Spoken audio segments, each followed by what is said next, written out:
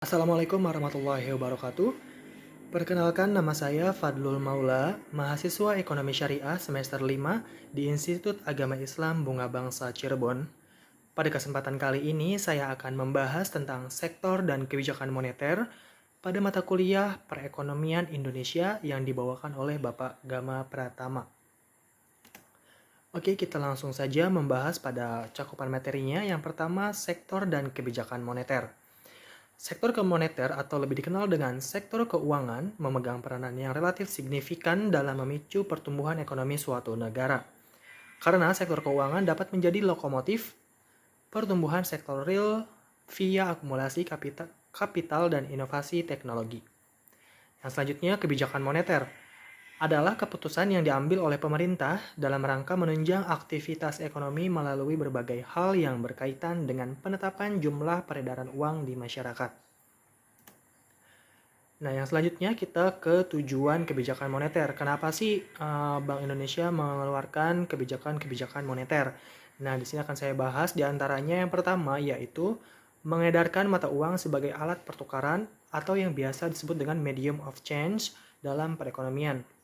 Yang kedua, mempertahankan keseimbangan antara kebutuhan likuiditas perekonomian dan stabilitas harga. Yang ketiga, yaitu sebagai distribusi likuiditas yang optimal dalam rangka mencapai pertumbuhan ekonomi yang diinginkan pada berbagai sektor ekonomi. Dan yang keempat, membantu pemerintah melaksanakan kewajibannya yang tidak dapat terrealisasi melalui sumber penerimaan yang normal.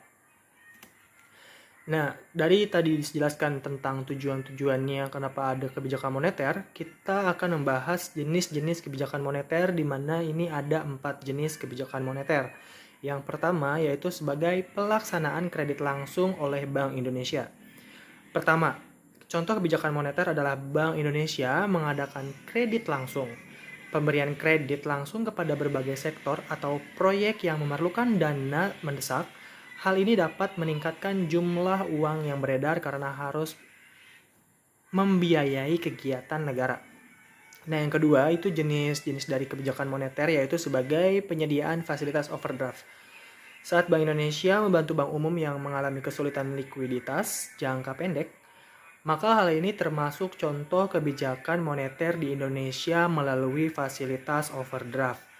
Bantuan yang diberikan berupa pinjaman jangka pendek dengan suku bunga tinggi. Hal ini diharapkan mampu mengontrol peredaran uang agar tetap stabil.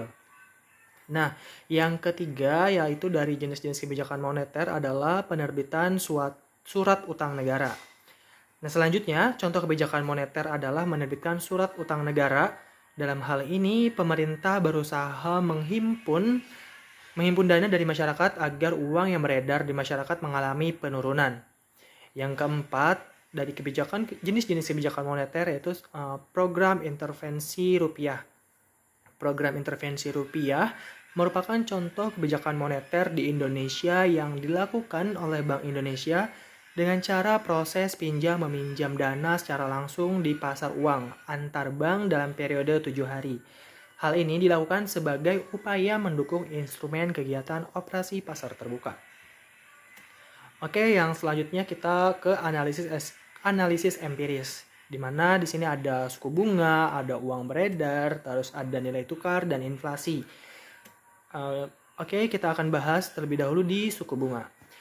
Suku bunga adalah harga dana yang dapat dipinjamkan besarnya ditentukan oleh preferensi dan sumber pinjaman berbagai pelaku ekonomi di pasar.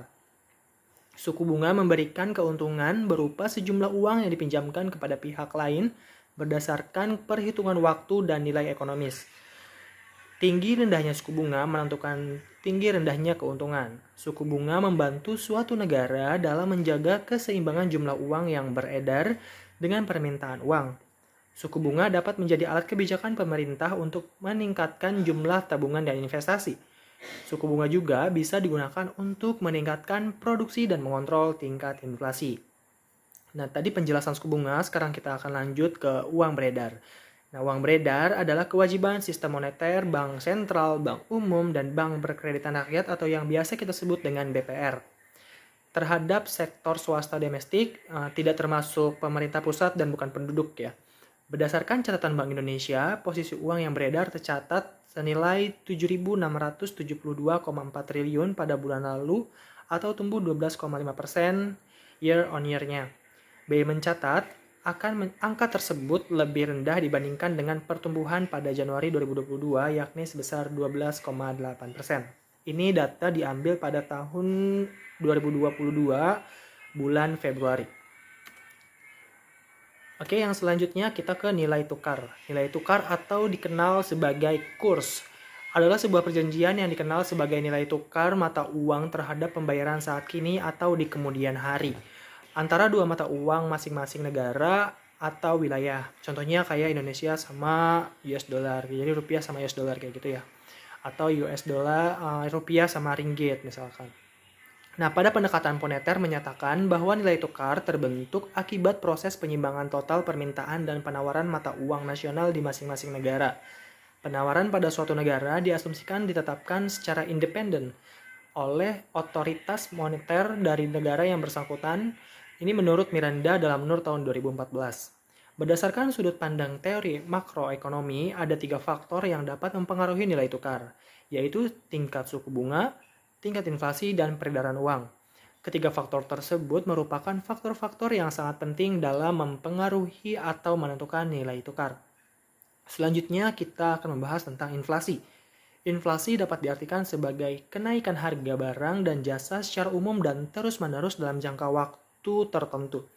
Deflasi merupakan kebalikan dari inflasi, yakni penurunan harga barang secara umum dan terus-menerus. Perhitungan inflasi dilakukan oleh Badan Pusat Statistik atau BPS, link ke metadata CEKI IHK.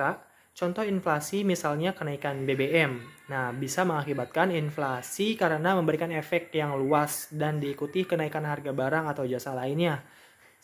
Sebaliknya, bila terjadi kenaikan daya beli uang karena penurunan harga barang atau jasa, maka dimaknai sebagai deflasi. Nah, nilai tukar rupiah bisa melemah disebabkan tingginya inflasi. Nah, tingginya inflasi menyebabkan kenaikan harga. Dengan harga yang semakin tinggi, otomatis nilai tukar rupiah juga terdampak. Nah, itu adalah penjelasan dari pembahasan tentang sektor dan kebijakan moneter di Indonesia. Terima kasih atas perhatiannya. Saya tutup. Wassalamualaikum warahmatullahi wabarakatuh.